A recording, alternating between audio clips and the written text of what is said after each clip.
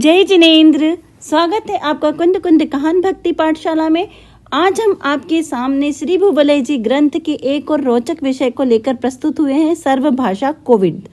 इसमें 718 भाषाओं का वर्गीकरण प्रस्तुत किया गया है, जिसमें 18 महाभाषा और 700 लघु भाषाओं का विस्तार से विवरण है।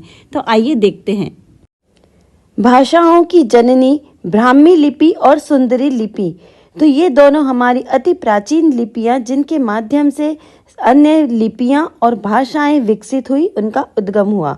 तो आइए हम श्री भूवलय जी ग्रंथ के माध्यम से इस महाभाषा कोविद की उपमाधारी श्री आचार्य कुमुदेन्दु देव द्वारा विरचित इस ग्रंथ के इस मर्म को समझते हैं।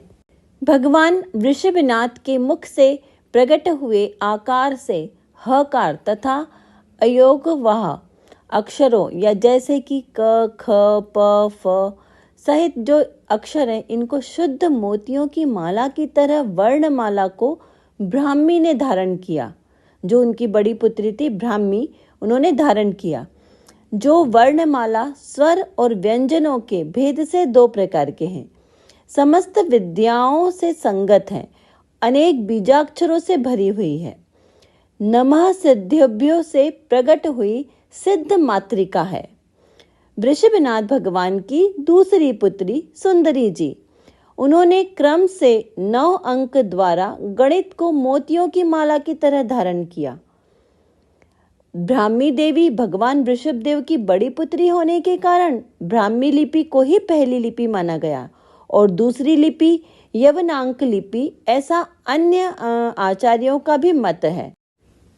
भगवान वृषभदेव ने ब्राह्मी देवी को जो अपनी जंघा पर बिठाकर बाईं हथेली से अपने हाथों से और अंगुष्ठ के संपूर्ण भाषाओं को पूर्ण करने के लिए 64 अक्षर रूप वर्णमालाओं की रचना की तथा अपनी छोटी पुत्री सुंदरी जी को दाईं जंघा पर बिठाकर उनकी बाईं हथेली से अपने हाथों की अंगुष्ठ से एक बिंदी यानी 0 की तरह लिखकर उसे सामान्य रूप से द्विभाजित करके उसे ही आधा आधा घुमाकर लिख दिया।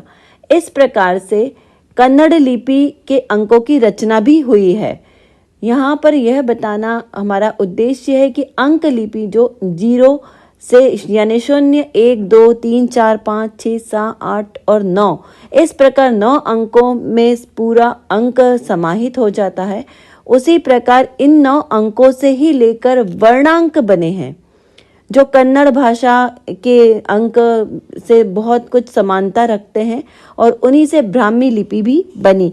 तो यानी ब्राह्मी और सुंदरी लिपि दोनों को ही समानता से स्थान दिया गया है। जैसे कि नाम से ही स्पष्ट है, सर्वभाषा कोविद, यानी इसमें सभी भाषाओं का समावेश होने वाले ऐसी यह सुंदरी लिपि यहाँ पर आपके सामने प्रस्तुत की जा रही है। आचार्य कुमुदेन्दु देव ने श्री भूवलय जी में 718 यानी 718 भाषाओं के साहित्य को समाहित करते हुए इसे सर्वभाषा काव्य निरूपित किया है। अंक लिपि के 64 यानी 64 मूल वर्णों के संयोजन से श्री भूवलय जी को किसी भी अन्य भाषा लिपि में सहजता से अनिबद्ध किया जा सकता है। सर्वभाषा की अवधारणा को इससे समर्थन मिलता है कि 64 मूल वर्णों में सभी भाषाओं के शब्दों के अंशों को व्यक्त किया जा सकता है। इस आचार्य कुमुदेन्दु देव ने सर्वभाषा की अवधारणा को समुच्चय सिद्धांत यानी सेट थेरेपी से भी विश्लेषित किया है। समुच्चय सिद्धांत गणित की एक शाखा है जो समुच्चय का अध्ययन कराती है। समान जाति की वस्तुओं के संग्रह यानी कलेक्शन को समुच्चय कहते हैं। जैनागम में आगम की विशिष्ट अवधारणाओं को निरूपण के लिए भी सेट थेरेपी यानी समुच्चय सिद्धांत की सहायता ली गई है। इस श्री भूवलय जी ग्रंथ में भंग सारणी में 64 मूल वर्णों के सभी संयोगों को क्रम संचय से प्राप्त किया जा सकता है। यह भी एक मैथमेटिक्स का ही प्रकार है। इन सभी संयोगों को एकत्र करके शब्दों और शब्दों के अंशों को सर्वव्यापी समुच्चय यानी सुपरसेट की रचना की जा सकती है, जिसमें विश्व की सभी भाषाओं को, समस्त शब्दों को, शब्दांशों को समाहित किया जाता है। सभी भाषाओं को तत्संबंधी शब्दों के उपसमुच्चय यानी सबसेट्स में भी विभाजित किया जा सकता है। इसी प्रकार से 718 भाषाओं को शब्दों और शब्दांशों के तत्संबंधी विभिन्न 718 सब सेट्स में स्पष्ट विभाजित कर उन भाषाओं का उद्गम स्तोत्र माना जाता है। जैसे कि आपको बताया जा रहा है कि मंगल प्राभृत के 5वें अध्याय में, ये मंगल प्राभृत श्री भूवलय जी ग्रंथ का एक अध्याय है। इसके पद संख्या 142 से लेके 148 में संस्कृत अंतर साहित्य सहित समाहित किया गया है, जिसमें 18 प्रकार की लिपियों के नाम बताए हैं। यहाँ पर मैं आपका विशेष ध्यान आकर्षित करना चाहती हूँ कि महावीर भगवान की समवसरण में व्याख्या आती है कि जो दिव्य ध्वनि होती है वो 18 महाभाषा और 700 लघु भाषाओं में खिरती है। जो वहाँ पर जितने समवसरण में जीव होते हैं वे सभी अपनी अपनी भाषाओं में समझ सकते हैं। यहाँ पर उन्हीं 18 महाभाषा और 700 लघु भाषाओं की चर्चा हो रही है, जिनके आपको यहाँ पर नाम उल्लेखित किए गए हैं। अभी हम पहले देखते हैं 18 प्रकार की लिपियां, जिसमें सर्वप्रथम ब्राह्मी लिपि को रखा गया है। दूसरे नंबर पर सुंदरी लिपि, थर्ड यवनांक लिपि, फोर्थ दोष उपरिका, वराटिका, सर्वजी अथवा खरसापिका, प्राभृतिका, उच्चातारिका, पुस्तिकाक्षर, भोगयवत्ता, वेदनतिका, निवृत्तिका, सरमालांक, परमगणिता, गांधर्व, आदर्श, माहेश्वरी, दामा और कोलिद। इस प्रकार की ये 18 लिपियों का यहाँ पर वर्णन किया गया है। इन लिपियों का अनुशीलन होना अभी शेष है। जितना अभी हमें आगम से प्राप्त हुआ है उतना अभी हम आपको यहाँ पर समझा रहे हैं। ये पद संख्या 140 से लेके 145 तक अंतर साहित्य में, जैसा हमने आपको बताया, निबद्ध है, जिसकी मूल गाथा आपको यहाँ पर प्रस्तुत की गई है। प्रसिद्ध इतिहासकार एवं भाषा विज्ञानी डॉक्टर एस श्रीकंठ शास्त्री का विश्लेषण भी बहुत ही महत्वपूर्ण है, जो आपको ऊपर दिखाया गया है। इनके द्वारा की गई यह टिप्पणी आचार्य कुमुदेंदु देव की भाषाओं और लिपियों में उनके प्राकंड्य पांडित्य को दर्शाती है। इसमें जो लिपि का उल्लेख किया गया है प्राचीन लिपियों का, उसमें सैंधव को भी शामिल किया गया है। यह विशेष रूप से आपका ध्यान आकर्षित करती हुई टिप्पणी है, जिसमें सैंधव लिपि की प्राचीनता यानी उसको सिंधु घाटी की सभ्यता के पुरावेशों उसमें अंकित पाया गया है। यह लिपि जो अब तक विश्व की विद्वानों को पूरी तरह से स्पष्ट नहीं हो पाई, आचार्य कुमुदेंदु देव की ज्ञप्ति मंडल की परिधि में यह लिपि थी। आचार्य कुमुदेंदु द्वारा 18 महाभाषा और 700 लघु भाषाओं को समाहित करते हुए काव्य श्री भूवलय जी सर्वभाषामयी विशिष्टता को अपने गुरु आचार्य वीरसेन को समर्पित किया है। इसका यहाँ पर आपको प्रामाणिक यह श्लोक प्रस्तुत करते हैं। इसका अर्थ इस प्रकार है कि गुरु वीरसेन की सन्मति यानी आशीर्वाद से सुर नर नागेंद्र तिर्यंच और नारकी अर्थात समस्त जीवों को समझ आने योग्य 700 भाषाओं और 18 महाभाषाओं में यह रचना की गई है। इस प्रकार का इसमें उल्लेख है। अगले छंद सूत्र में देखिए, इसका मैं आपको अर्थ यहाँ से बताती हूँ। सूत्र आपको ऊपर लिखा हुआ दिख रहा है। इसका अर्थ है भाषात्मक तथा अक्षरात्मक तीर्थंकर भगवान की दिव्य वाणी रूपी 718 भाषाएं संसार के समस्त जीवों को मोक्ष मार्ग का उपदेश देने वाली है और अखिल विश्व की रक्षा करते हुए भव्य जीवों को शिक्षा देने वाली है। अनंत भगवान की देशना संसार के सभी जीवों के लिए समान रूप से प्रसारित की गई है। और यह सरलता से सभी प्राणियों के ग्रहण योग्य होने से सर्वभाषामयी कही जाती है।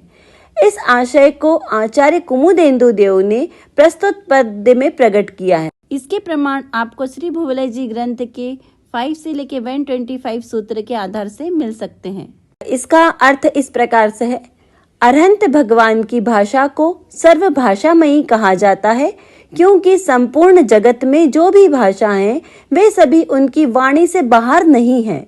18 महाभाषाओं की गणना आचार्य कुमुदेन्दु देव ने इन 2 विधियों से बताई है जो आपको ऊपर सूत्र में दिखाई जा रही है। इसका अर्थ यह है कि जो पद संख्या 95 और 96 में अश्वगति से संचित अंतर साहित्य में इसी आशय का एक संस्कृत पद्य प्राप्त होता है जिसमें 6 मूल भाषाओं के नाम बताए गए हैं। प्राकृत, संस्कृत, मागध, पिशाच, भाषाच्य, सूरसेनी और षष्ठोत्तर, भेदोदेश, विशेषत, अपभ्रंश, इस प्रकार के ये 6 भेद बताए हैं। अब इसी प्रकार से पद संख्या 97 में भी एक प्रकार से 6 मूल भाषाओं को नामित किया गया है। इसमें भी प्रत्येक को 3 भागों में बांटकर 18 महाभाषाएं प्राप्त होगी। इनके नाम है कर्नाटक, मागध, मालव, लाट, लोड और गुर्जर। इन 6 मूल भाषाओं को हम 3 आदि, मध्य और वर्तमान इस प्रकार से 3 भागों में विभाजित करेंगे तो जिससे हमें ये भी 18 भाषाएं प्राप्त होती है। आचार्य देव ने प्रस्तुत छंद के माध्यम से कर्माटक लिपि की विशेषता बताई है। यह कर्माटक लिपि अत्यंत गोल एवं मृदुल है। इसी से मानव, देव तथा समस्त जीव राशियों को शब्द संग्रह करने की सामर्थ्य होती है। और यह जैसे अभी मैंने पहले भी बताया कि इस लिपि में बहुत सारे शब्दों को संग्रह करने की क्षमता है जिसमें प्राकृत और द्रविड़ भाषा के शब्द बने। इसी प्रकार श्री भूवलय जी काव्य में अंतर्निहित अनेक भाषाओं की भाषा को आचार्य कुमुदेन्दु देव ने सर्वभाषामयी कर्माटक कहते हैं। इसको ही आधार बनाकर इसमें अन्य भाषाओं का साहित्य गूंथ कर आचार्य देव ने अतुलनीय चमत्कार प्रस्तुत किया है। इन लिखे हुए सूत्रों के आधार से स्पष्ट प्रमाण मिलते हैं कि आचार्य कुमुदेन्दु देव ने श्री भूवलय काव्य में 18 महाभाषाओं और 700 लघु भाषाओं को कर्माट लिपि में समाहित किया है और इसे प्रस्तुत पदों में स्पष्ट भी किया गया है। दूसरे सूत्र के अर्थ को देखिए, 18 महाभाषा और 700 लघु भाषाओं को कर्माट लिपि में अपने हृदय में समाहित करने वाला यह अंक काव्य भूवलय है, ऐसा इस काव्य में लिखा गया है। इस श्लोक के माध्यम से आचार्य कुमुदेन्दु देव लिखते हैं कि जीव सिद्ध तो अपने समान अनादि काल से आप अपने अंदर हमेशा से ही सुख में स्थित है। इसी को आचार्य कुमुदेन्दु देव ने अंतरंग लक्ष्मी कहा है। उपदेश के बिना जीवों का उद्धार तथा सुधार नहीं हो सकता। एक एक जीव को अलग अलग उपदेश का समय भी नहीं मिल सकता क्योंकि समय की कमी होने के कारण सभी जीवों के एक ही समय में सब भाषाओं में सभी विषयों का एकीकरण करके उपदेश देना अनिवार्य है, लेकिन संभव नहीं है। सभी जीव एक स्थान पर बैठकर यथा योग्य उपदेश सुनने का जो नाम है उसी का नाम समवशरण है। यह समवशरण बहिरंग लक्ष्मी है। इन दोनों संपत्तियों को बताने वाली कर्माटक भाषा है। इन भाषाओं को ओम से निकलकर 64 अक्षरों को दया, धर्म आदि रूप में विभक्त कर दिया है। यही सर्व जीवों का एक साम्राज्य है। इस बात को कहने वाला यह ग्रंथ श्री भूवलय जी ग्रंथ है। प्रस्तुत यह काव्य बहुभाषामयी काव्य भी कहा जाता है क्योंकि इसमें अंकों के द्वारा बहुत ही सुंदर चक्रों और बंधों का प्रयोग किया गया है।